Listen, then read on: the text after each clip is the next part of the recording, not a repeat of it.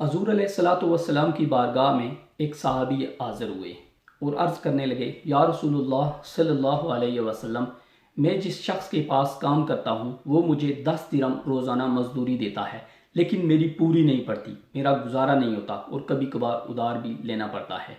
मैं आप अलैहिस्सलातु वस्सलाम की बारगाह में हाज़िर हुआ हूँ कि आप रहमतल लिल आलमीन हैं, मेरे हक़ में दुआ करें कि अल्लाह ताला मेरे रिज़्क़ में बरकत डाले। हज़ूर अलैहिस्सलातु वस्सलाम ने उस शख्स से कहा कि जाओ अपने मालिक से कह दो कि आपकी मजदूरी 10 की बजाय 7 दिरहम कर दे। वो लोग हज़ूर अलैहिस्सलातु वस्सलाम को मानने वाले थे। उसने दिल में किसी किस्म के शक व शुबे का इजहार नहीं किया कि मैं तो यहाँ आया था आप अलैहिस्सलातु वस्सलाम की दुआएं लेने, लेकिन आप अलैहिस्सलातु वस्सलाम ने मेरे मालिक के लिए ये पैगाम भिजवा दिया कि इसकी मजदूरी 10 की बजाय 7 दिरहम कर दो। बहरकैफ वो चला गया। कुछ अरसे के बाद आप अलैहिस्सलातु वस्सलाम की बारगाह में दोबारा हाज़िर हुआ और इंतहाई खुशहाली के आलम में था।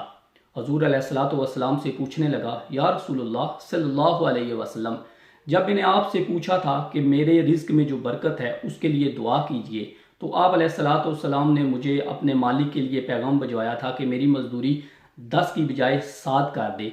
और यकीन कीजिए कि तब से लेकर आज तक मैं वो 7 दिरहम बांटता रहता हूँ, लेकिन मेरे घर के अंदर रिज़्क़ की कमी नहीं हुई है। इसकी क्या वजूहात हैं, इसमें हिकमत क्या है?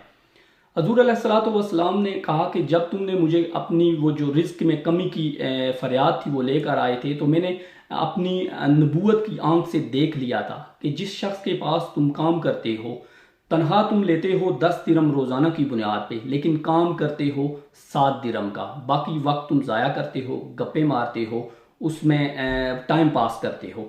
तो क्यों ना तुम 7 रुपये लो जितनी तुम काम करते हो, और क्योंकि हलाल है, 7 रुपये हलाल है या 7 दिरहम, उस दौर में दिरहम हुआ करते हैं, आज रुपये हैं। 7 दिरहम हलाल लोगे तो उसमें बरकत ही बरकत है, क्योंकि हलाल में बरकत है और हराम से बरकतें उठ जाती हैं। रिज़्क़ में, औलाद में, जान में, माल में हराम की वजह से बरकत उठ जाती है। और क्यों ना तुम मेरे सहाबी हो और हलाल कमाओ और हलाल खाओ, अपने बच्चों को हलाल खिलाओ।